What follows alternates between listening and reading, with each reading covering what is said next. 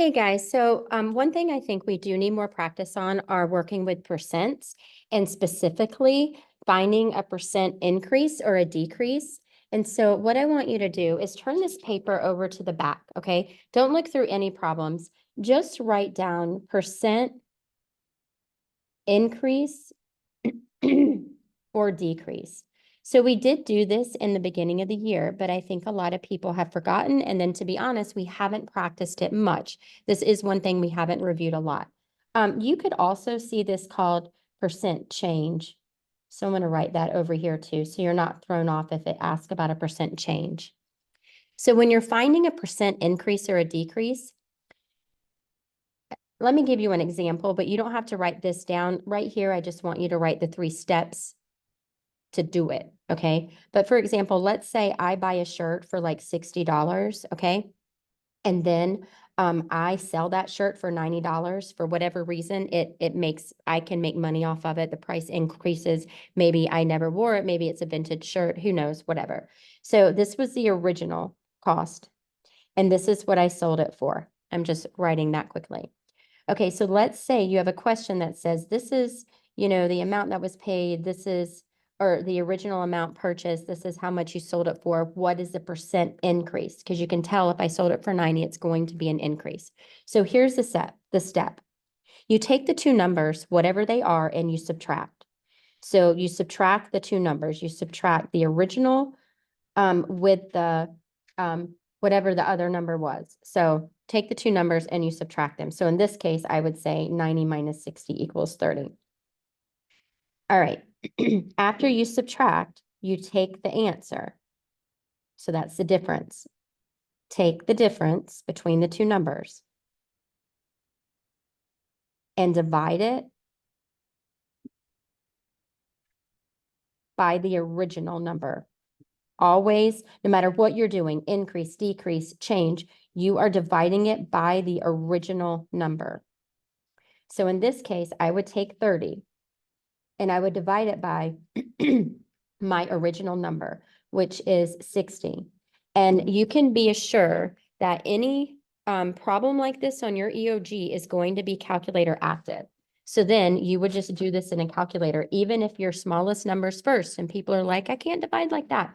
Put it in your calculator. 30 divided by 60 gives you 0.5. So in this case, with my little example here, I have 0.5. It's asking you for a percent increase though, or decrease or change. So then you have one more step. Take that answer and multiply it by a 100 because percent is per 100. So take the answer, multiply by 100. So here's what I'm saying now. Look back at the calculator. So you have 0.5 times 100. That was a percent increase of 50%. Now, if it's multiple choice, it would have the percent sign. If this is open response, please don't put a percent sign, okay? All right, so now let's do a couple of problems like this together. So I'm going to skip around in this packet. Okay, I'm going to go. Tomorrow, hey, cheers up everything. I'm a sweet. Come up here tomorrow. 3 o'clock Okay, in Market Suite. okay, perfect. Thank you for that. I ain't really had time. They had me cooking yesterday. All right. Okay, so look at number 2. Sorry. Look at number 2. It says a shirt that is regularly priced at $22.50 is on sale for $18. What is the percentage of decrease in the price of the shirt? So remember your steps. Step 1, just subtract. And if it's calculator active, do it on the calculator. Just make sure you check that you're putting it in right. See, I've already made a mistake, right? 22.50 minus 18.00. So the difference is $4.50. Then you would write that down. Now what you're doing is you're taking this answer, the difference, 4.5, and you're dividing it by the original amount. The original amount was $22.50. So that's what you're doing. So divide 22.5. So this is 0.2. So now you just need to multiply this by 100 to find the percent. 20, right here, B, 20%.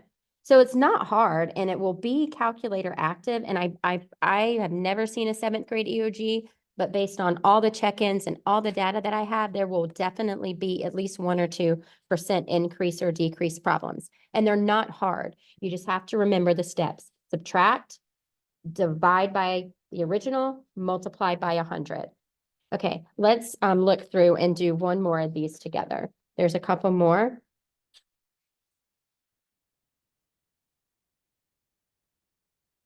Okay, here's one, number 5. So number 5 says a car dealership is having a sale. A car regularly priced at 20,000 is on sale for 17,250. What is the percentage of decrease in the price of the car? I'm glad we did this because these are kind of more challenging. Okay, again, first, just subtract. Just say 20,000 minus 17,250, and you get 2,750.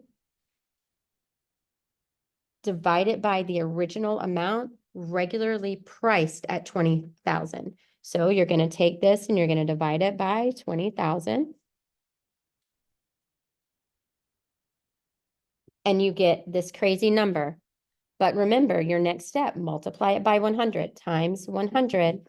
That is 13.75%. So that would be your answer.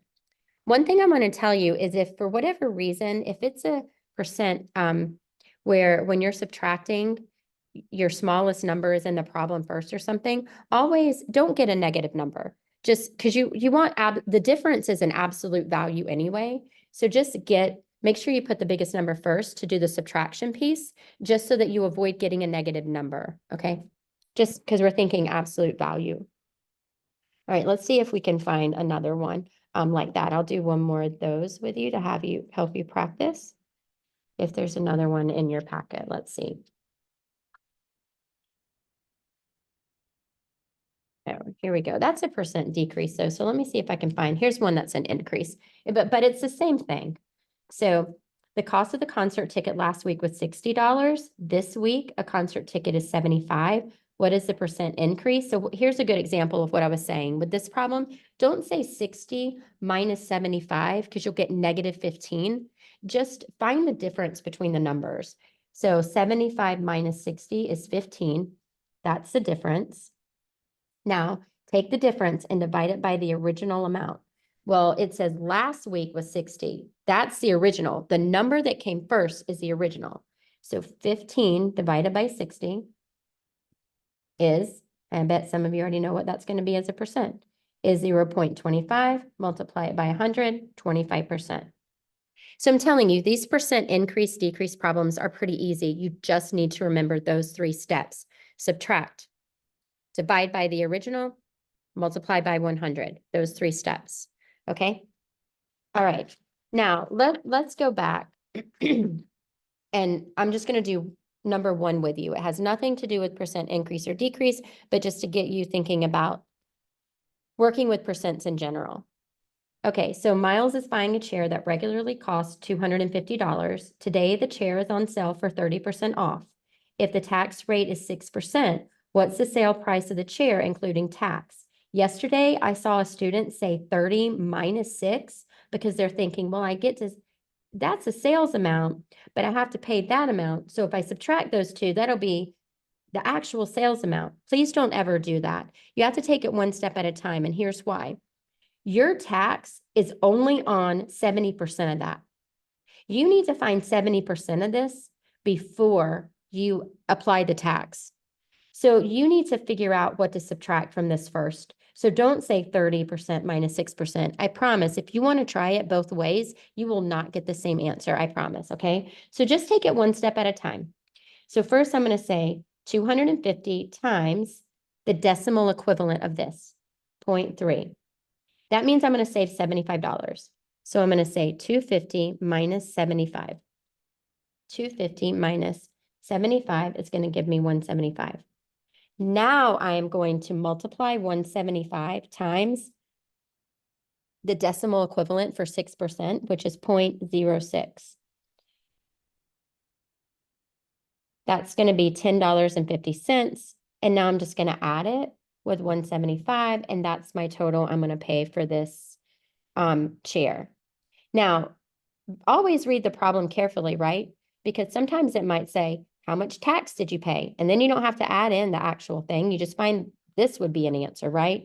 But in this case, it wanted the sale price, the total price, including the tax. So we did the whole thing. All right, boys and girls, I think that you're good. Keep working through, but if you get stuck on any of these, we can look at it tomorrow too.